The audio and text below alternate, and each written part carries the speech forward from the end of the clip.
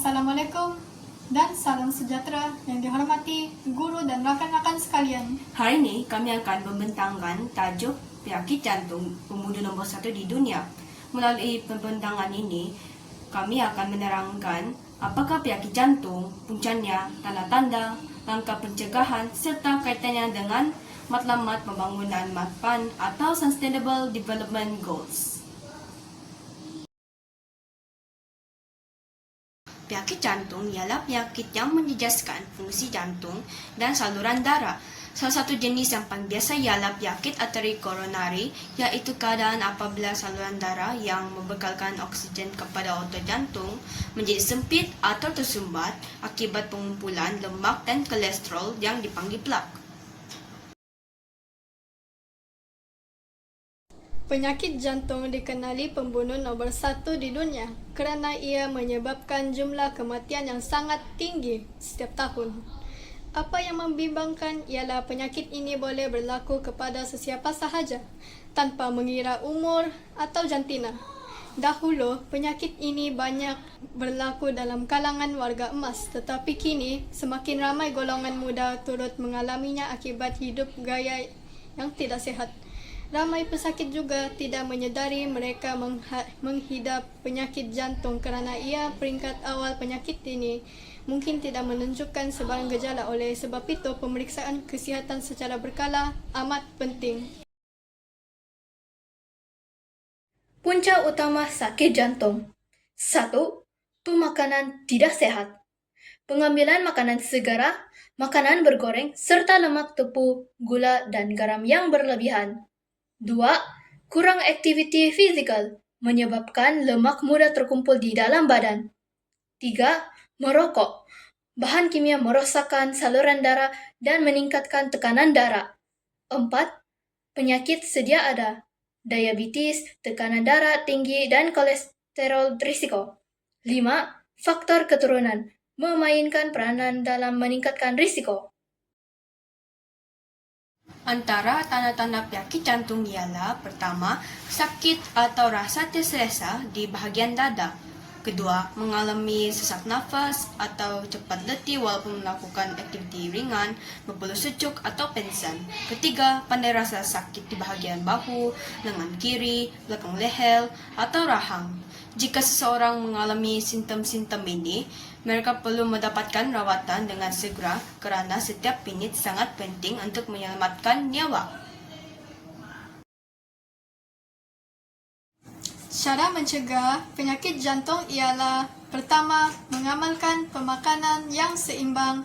Kedua, bersenam sekurang-kurangnya 30 minit sehari. Ketiga, mengelakkan tabiat merokok dan vape.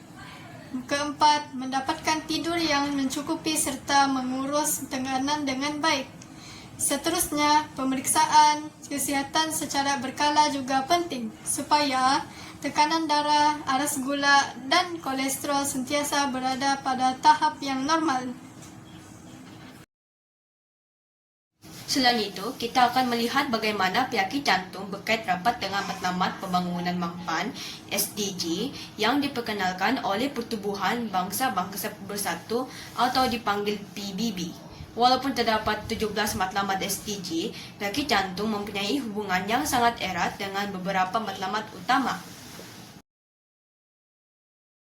Matlamat SDG 3 adalah untuk memastikan semua orang dapat menikmati kehidupan yang sihat pada semua peringkat umur. Salah satu sasaran penting dalam SDG 3 ialah mengurangkan kematian pramatang akibat penyakit tidak berjangkit seperti penyakit jantung, strok, diabetes, dan kanser melalui langkah pencegahan, pengesanan awal serta rawatan yang berkualiti. Penyakit jantung merupakan salah satu penyakit tidak berjangkit yang paling banyak mengarut nyawa. Oleh itu, kerajaan, hospital, sekolah dan masyarakat perlu bekerjasama untuk meningkatkan kesedaran tentang gaya hidup sihat, menggalakkan pemeriksaan kesihatan secara berkala serta memastikan setiap individu mempunyai akses kepada perkhidmatan kesihatan yang berkualiti. Kedua ialah SDG 2, kelaparan sifar, zero hunger. Walaupun mana matlamat ini menekankan usaha menghapus kelaparan, SDG 2 juga memberi pemakanan kepada pemakanan yang berkhasiat dan seimbang. Pengambilan makanan yang tinggi lemak tepung, gula, dan garam boleh meningkatkan risiko obesiti, tekanan darah tinggi, dan kolesterol tinggi yang akhirnya membawa kepada penyakit jantung. Sebaliknya, Amaya mengambil lebih banyak buah-buahan, sayur-sayuran, bijiran penuh, dan protein yang sehat dapat membantu mengelakkan berat badan ideal serta mengurangkan risiko penyakit jantung.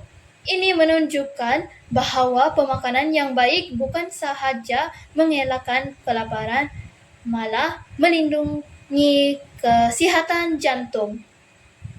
Bandar yang sehat memainkan peranan penting dalam mengurangkan risiko penyakit jantung. Apabila sesebuah bandar mempunyai taman rekreasi, laluan pejalan kaki, laluan basikal, kawasan hijau dan kemudahan sukan yang selamat, masyarakat lebih terdorong untuk berjalan kaki, berjoging atau berbasikal. Aktiviti fizikal yang dilakukan secara konsisten membantu mengawal berat badan, menurun tekanan darah dan meningkatkan kesihatan jantung. Oleh itu, pembangunan bandar yang mampan turut menyumbang kepada pencegahan penyakit jantung. Pendidikan merupakan asas kepada perubahan tingkah laku. Melalui pendidikan kesihatan di sekolah, murid dapat mempelajari kepentingan pemakanan seimbang, aktiviti fizikal, bahaya merokok, serta cara menjaga kesihatan jantung sejak usia muda.